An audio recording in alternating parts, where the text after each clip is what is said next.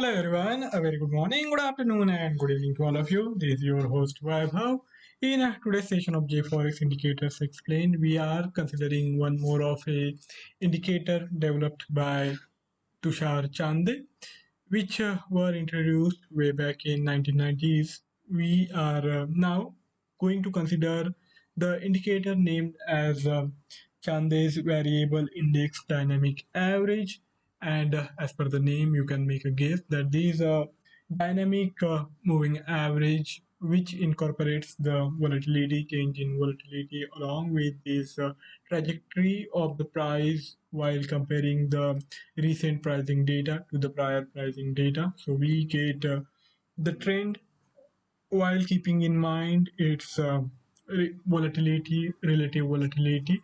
So this indicator adapts to the price dynamics in a dynamic way. So to learn more about this indicator, let us now head to the J4X4, the newly released trading platform from the Dukascopy Bank SA. This is the Euro USD chart with the each candle period defined at hourly. I have plotted these Chande's dynamic variable index dynamic average on the chart. It is readily available there with these default values, default parameters of the combination of 9 and 20. If we want to now explore more about how this indicator works, how this system works, we have to take into consideration that this is a one type of a moving average, but it is going to also incorporate the volatility. So it takes into consideration these changes in volatility, and accordingly it plots the moving average with these complex calculation formula. To get the exact formula, I would suggest that you better do a search, simple search on the internet, and you will get the precise formula, as it is much more complex to here explain in detail. So we will not be looking into the complexity of how it is calculated. We are going to simply consider its uses and what are the simple uses and some of the ways in which we can incorporate this system into our trading apparatus. It earlier, when it was introduced in 1992, it used to consider the standard deviation to look at the volatility, but later on it was modified to include the volatility oscillator developed by Tushar Chande himself. So it was then modified to work using the oscillator, momentum oscillator, and to look at the average price prevalent over the prior calculation period. It considers the average price and then it adapts that price while keeping in mind these changes in volatility using the Chande momentum oscillator. So it is much more sensitive to the price dynamics. It tries to consider these changes in the price dynamics in a manner which will give you the idea of the strong move, strong trend, and also where the things are not really that dynamic. Suppose, for example, if we look at this price formation here, the price were rather stable. It is not exactly stable, but the range is quite shallow, quite narrow, and here we had these reversion to the mean taking place. There was this strong move with these Vidya, the Chande's variable index dynamic moving average starting to decline, indicating the bearishness. After this strong move, we had these again reversion to the mean, and the Euro USD consolidated for this almost a day, and then after this break on the lower side again it declined substantially. So in these kind of scenarios where the price formation is rather going sideways. You will have this variable index dynamic average indicating that there is a lack of strong momentum, and it is better for us, us to work while keeping in mind these development so that we don't really end up losing money in anticipation of a breakout if it doesn't really takes place and the price situation remains sideways. But when there is a strong momentum prevalent in the underlying instrument, like was the case here, we had this steeply inclined variable index dynamic average, which was telling us that the momentum is strongly bearish and we can go for the initiation of the trade after these correction, after some retracement from these lower levels. So we can usefully take into consideration the trajectory of the price and the volatility of the price, and get involved into the trade only when there is a significant fluctuation, only when there are big moves happening. And if the underlying instrument is simply going sideways as happened here, we will be guided by this variable index dynamic average that the price trajectory is rather consolidatory, and we can expect the mean reversion. So if you see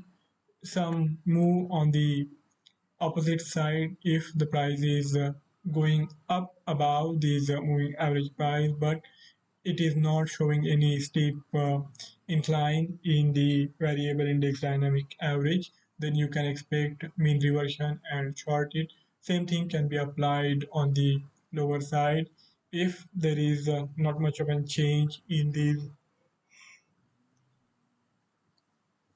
variable index dynamic average, then you can continue to expect these mean reversion, the reversion of the price towards the average price. But when there is a strong move, then we will have these steep incline shaping up in the variable index dynamic average. So in those kind of scenarios, it is better not to go against the trend if there is this strongly inclined vidya. It is showing us that the momentum is quite strong on the bearish side, so it is not really advisable to go against the trend. Same thing could have been considered here as well. So if this variable index dynamic average is going flat, then those are the times where the underlying instrument is simply trading sideways. So we can use these information while incorporating it into the trade optimization setup, when to go for the sideways trades and when to go for trending trades. This moving average gives us the idea in a much dynamic way, so we can incorporate and trade differently depending on how the markets are faring.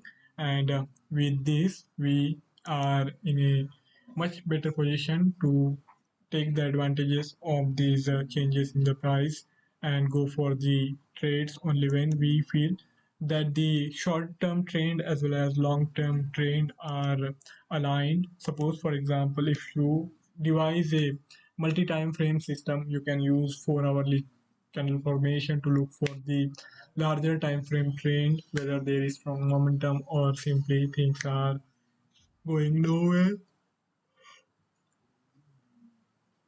So you can consider these price changes and then accordingly try to filter some of the trades. So here we had the Euro USD trending strongly, but afterwards the Euro USD has gone sideways as per the 4 hourly chart, and that is what we are observing on this chart as well. And there is this mean reversion happening. There was this deep on the lower side, but then the price reversed again and went on the higher side. But again, it reversed from the higher side to deep on the lower side, only to reverse back. So if it is almost flat if there is not much of an incline in these dynamic average, then it is better to consider the price scenario to be sideways and then trade in a adaptive in a appropriate manner. But if there is a strong trend prevalent in the market, then it is much more advisable to go with the trend and take the trading decisions accordingly.